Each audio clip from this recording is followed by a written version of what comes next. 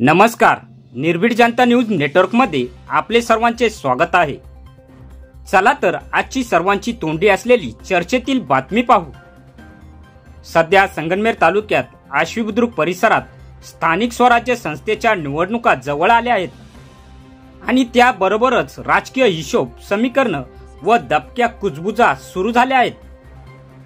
आश्वी जिल्हा परिषद गट ही महिला ओबीसी साठी राखीव जागा, म्हणूनच या जागेतून खऱ्या ओबीसी समाजातीलच उमेदवारास संधी मिळावी अशी ठाम भूमिका विखे पाटील कट्टर समर्थक व स्थानिक ज्येष्ठ नेते हरिभाऊ ताजने यांनी जाहीर केली आहे।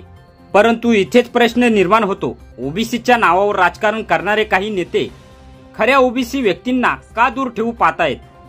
जागा राखीव ओबीसी महिलांसाठी, मग उमेदवार कोण ठेवणार? निर्णय पक्षाचा की लोकांचा?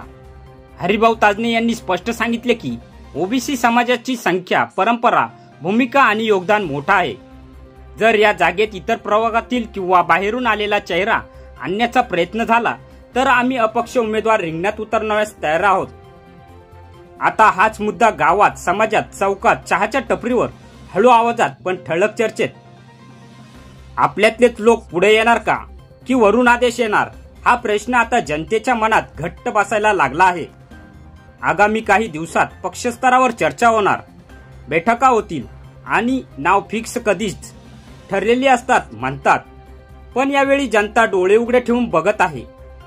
आपल्याला काय वाटतं, ही जागा खऱ्या ओबीसी महिलाच प्रतिनिधीला मिळायला हवी का, की पुन्हा एकदा राजकीय खेळ होणार? आपले मत कमेंटमध्ये नक्की लिहा, कारण आपला आवाज म्हणजेच लोकशाहीची खरी ताकद। अशाच निर्भीड, स्पष्ट आणि थेट बातम्यांसाठी चॅनलला सबस्क्राइब करा, नोटिफिकेशन बेल दाबायला विसरू नका। निर्भीड जनता न्यूज नेटवर्क, जनतेचा आवाज जनतेसाठी। संगमनेर तालुक्यातील आश्वी बुद्रुक गावचा एक रहिवासी आणि एक माजी सरपंच म्हणून मी गेली 10 वर्षे ग्रामपंचायतीमध्ये काम करीत आहोत। आता सध्या महाराष्ट्रामध्ये या 2-3 वर्षांमध्ये एक जातीवाद पेटला गेला। मध्ये 2 वर्ष संघर्ष ओबीसी आणि मराठा, याच्यामुळं ओबीसी समाज एकदम नाराज आहे।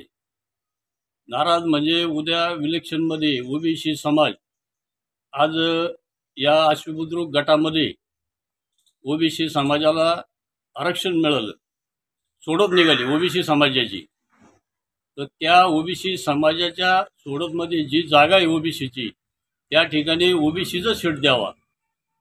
जर ओबीसीच्या जागेवर दुसरं सीट दिलं तर आम्ही अपक्ष म्हणून उभं राहण्याची आमची तयारी आहे। तेव्हा संबंधित जे कोणी असतील त्यांनी त्या ठिकाणी लक्ष देऊन ओबीसी समाजावर अन्याय करू नये, कारण ओबीसी समाजाचं डावलून